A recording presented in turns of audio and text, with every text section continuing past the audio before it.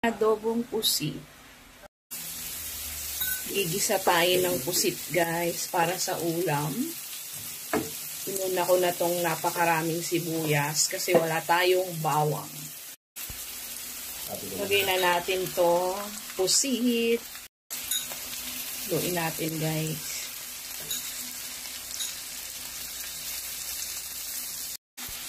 Lagyan natin ng asin. Paminta. Ay, nadamihan. Luin natin.